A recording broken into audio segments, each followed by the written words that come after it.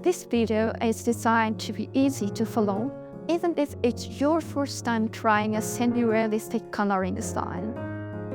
I don't think it'd be too difficult even for beginners in digital art. This time, we'll be working on coloring a front-facing portrait, so get your online note ready and give it a try. We need to use the watercolor tool and clipping masks, so if you're a beginner, feel free to check out these two videos first. Okay, you don't need to draw detailed line for the hair, but make sure to pay attention to the strand around the face.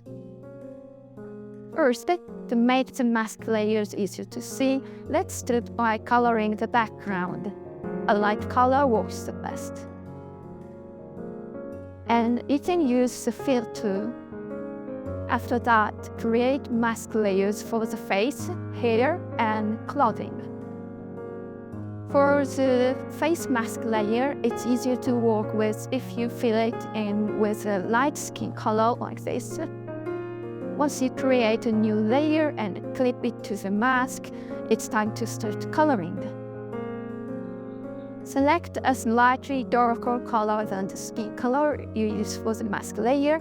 Then choose the rough wash brush from the realistic watercolor tools.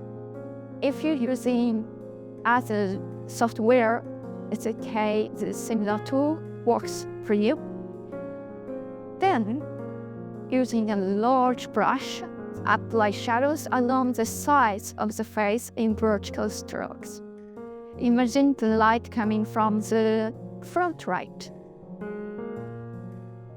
On the very edges, layer the color a few times to make it slightly darker. Then, use the textured mix brush to blend it out. Brush vertically, but don't overblend. You don't want to lose the texture of watercolor. Once you've got some shading, the base is done. To make it clear, let's show where the shadows were added with blue. I should have done this earlier. Next up is makeup. We'll start with blush and the area around the ears.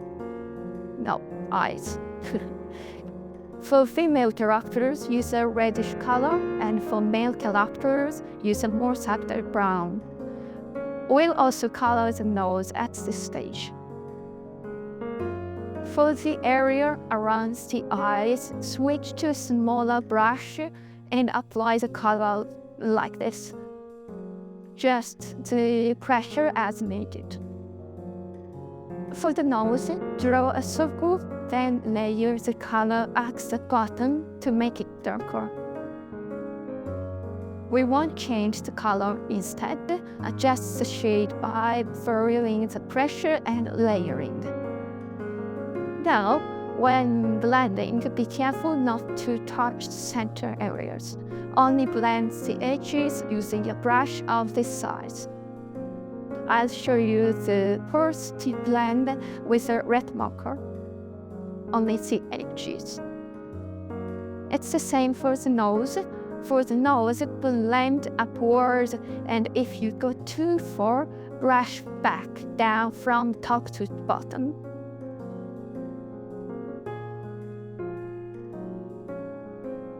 And finally, soften the edges and then use the eraser tool to clean it up. Use the eraser to neatly remove the yellow areas like this. Looking good. Next is the lips. To make cute pump lips, color them darker in the center and create a soft, circular gradient. For male characters, the approach is a bit different though. Be careful not to go too far outside the sketch's lip lines. When blending the lips, don't overdo it. And pay attention to making the lip line darker.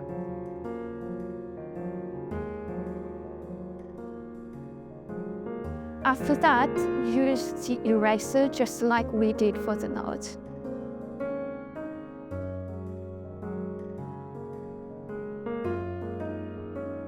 Now, let's add highlights.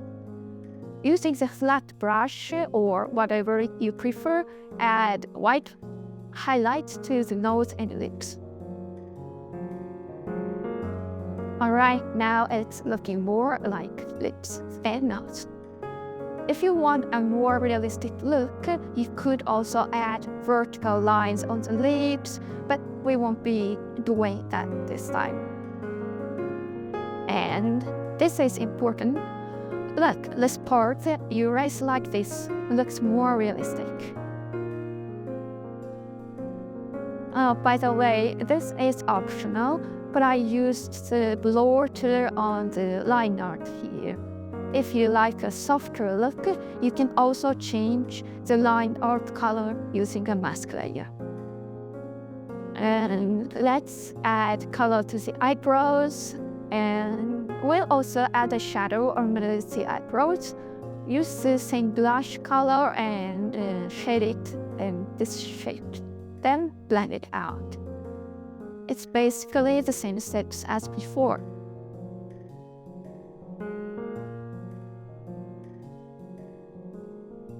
Alright, let's move on to coloring the eyes. To be honest, I think you should color the eyes however you like. It's the part that shows the most individuality. After all, the basic process is just repeating the same steps, so I'll go through this part a bit quicker. One great thing about digital art is that you can adjust the opacity for each layer. I'll slightly lower the opacity up to the white part of the eyes later on.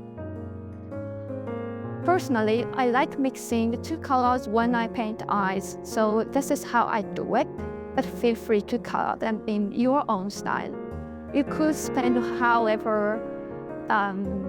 forever adding details to the eyes, but since this is tutorial, very basic, aimed at beginners, so I stop around here.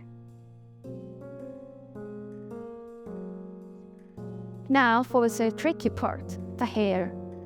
The basic method is the same as before, but if your character has bangs, try tracing the tips with the smudge tool. It gives the hair a more natural look. For shading, do it like this. Since the light is coming from the right side, I make this area a bit brighter. And if the character has bangs, add shadows at the tips to show that the hair curves inward. After that, add shadows while keeping the hair clumps in mind, then blend them out roughly.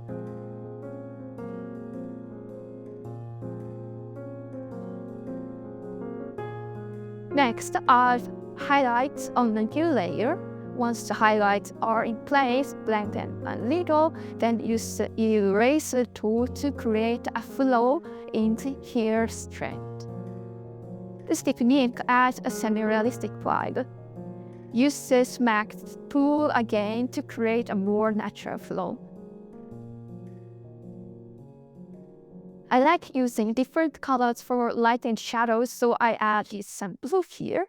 I also like giving a sense of airiness by using different colors for the hair and the background. So I added a bit of blue and purple here. And with that, it's almost done. How was it? It might have looked complicated at first, but it was actually pretty simple, wasn't it? Of course, the more details you add, the more impressive the semi-realistic style will look. You can continue reframing it as much as you like, but even at this stage, it looks pretty good, don't you think? I hope this video inspired you to try out semi-realistic style or digital watercolor. If you found this video helpful or motivating, please support me with a like, a channel subscription, or a comment. It really encourages me. Alright then, see you in the next video. Have a great drawing day. Bye bye.